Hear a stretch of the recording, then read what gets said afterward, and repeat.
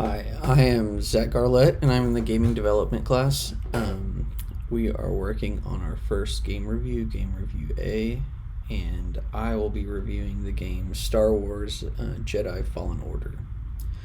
So, through the assignment, I'll go through the player controls, basic gameplay, sound and effects, gameplay mechanics, user interface, and then I'll compare it to other similar games.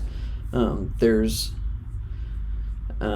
this type of game. I couldn't find the actual technical name for it, but it's basically a hack and slash game. So you're basically, the main weapon that you use is a lightsaber, versus like in this like Star Wars Battlefront, where it's a first person shooter.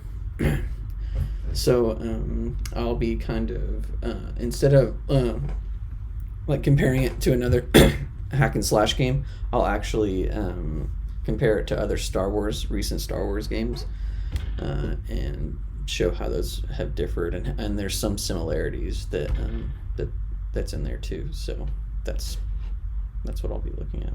First thing we're going to go over is player controls. So you basically, the setting is it's after Revenge of the Sith, and you're playing as a player Cal Kestis, and you're a young Jedi who's had a little bit of training, but you're not all the way there yet. So you actually have to go through and get different Force abilities and learn different lightsaber skills. But on here, talking about the controls, you can move forward and backward. You can use your lightsaber in a number of different ways. You can also use Force abilities to push or to freeze people. You can also pull on them. So there's a number of different ways that you can use your Force abilities. You can also block and send back blasters to who's shooting at you at the time. There are other type of enemies where they actually will fight you, hand to hand, so to speak, and you have to go and break their blocking ability. Which, whenever you hit them, you'll see two different meters, meter on the bottom, a meter on the top. The bottom one is their blocking ability, and once you break through their defenses, you can actually take more hit points away from them. So you're pretty agile. You can move around quite a bit. You have to go through several different types of obstacles to get through the level. But mainly you're controlling your player to use a lightsaber and jump around and kind of make sure you don't get hit and kill all the enemies on the level.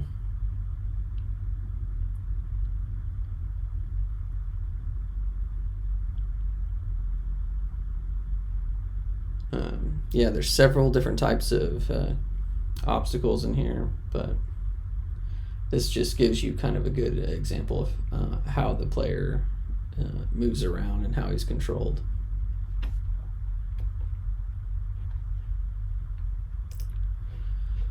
So I want to go ahead and start talking about the different sound effects.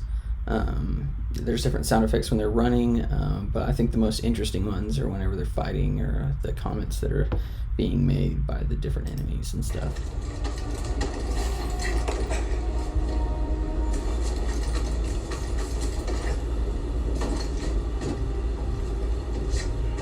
So we're about to come on some different enemies.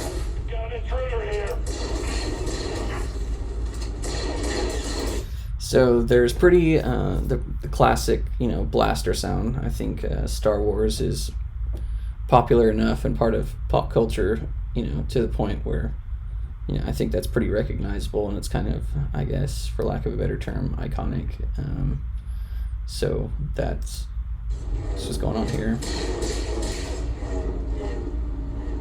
Don't get me. Hold still.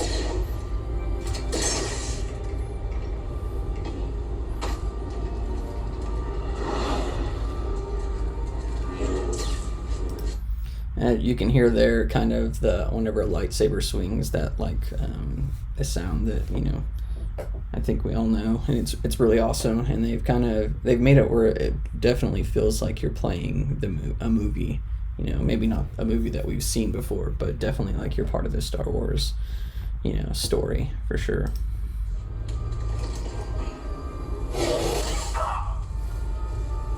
Oh, it's you.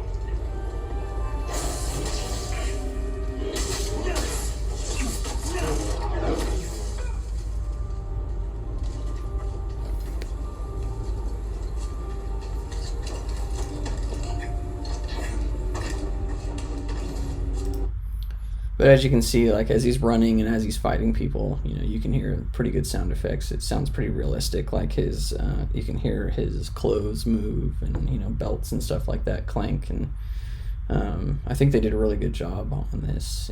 And as far as the voices of the enemies, I'm pretty sure that's the cloned voices, the original guy who played Jango Fett. So I think that was pretty cool how they brought that back. But there are some other sound effects when you fight like ATSTs and ATATs.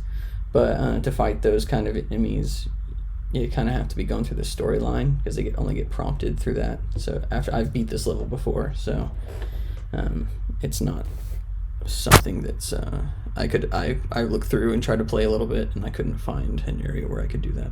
Pointed out before, there's different things that you'll be able to get along through the storyline. You get climbing claws, so you can get into other parts of the video game. You can use other force abilities like pull and defeat your enemies. You can actually split up your lightsaber, do a very powerful attack. You can switch between a single-bladed lightsaber or a double-bladed lightsaber, kind of like what Darth Maul had. You can do force pushes. So that's another just force ability, push people off cliffs. You can do a double jump, which is something you need to get to different parts to progress through the different parts of the storyline. An underwater breather, same thing. Wall runs, again, basically just another thing that you can do to get farther along in the game, and it won't let you go to certain parts. You can slow people down. You can't freeze them, but you can slow them down considerably. And then there's just, again, the basic lightsaber attacks. And those differ between double-bladed and a single-bladed. You can actually make a link to different robots. You can slice a security droid and actually make it fight other people for you. You can use the droid to go down a zip line, so get other parts of the map. You can splice probe droids, which are like the flying droids, and have them work on your side as well.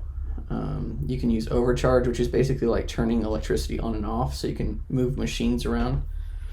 Stim canisters, which basically just increases your health, and hollow maps, so you can navigate a little bit easier because these levels are very, very big, very intricate. Interface. Here at the bottom left, you can see the life meter. Here also you can actually see like force ability and how it basically, you have to have this meter above this little black line before you can use any of your force abilities. And this white line here shows it's basically your block meter. You can continually block, but after a while you'll get like wore out kind of. So watch those whenever I play the video. And also I mentioned before in the first part, when you're fighting a different player, you'll see above them their health meter, and then right below it will be a little white bar, which is like their defense capabilities, which you can slowly wear down and break through the defenses and get more hit points in that way. So as you can see that the life meter is actually going down quite a bit. I've beaten the game, so there would actually be more life being down. And as you can see on those enemies, I broke through the defenses there, and you can do a special move. And if you notice down here in this little meter, I'll use a force ability and show you it's going. Yeah, see how that goes down. That's actually it and over time it just replenishes itself.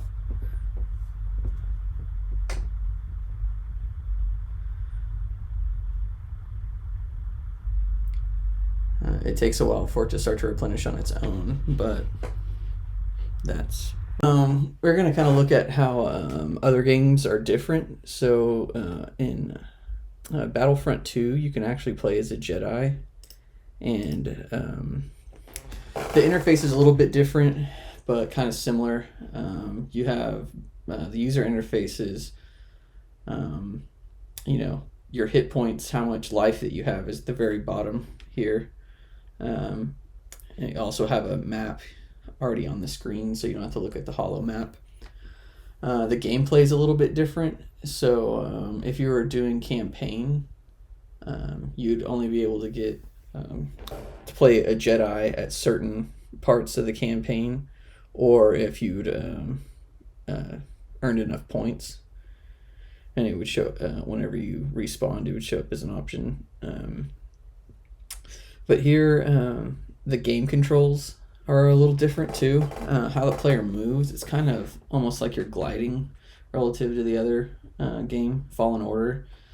And swinging the lightsaber is a little bit different. There's not too much variation in how you can swing the lightsaber. You don't have as much control as you did in the other game.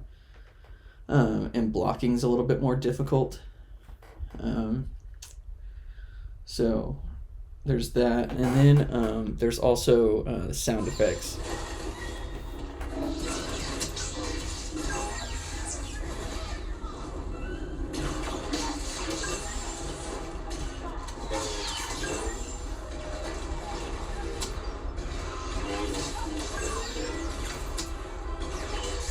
The sound effects are pretty similar, but I think it's actually a little bit better in this game.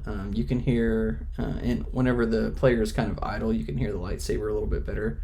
The blaster effects are pretty much the same, but I believe they use the same gaming engine, so the Unreal game engine.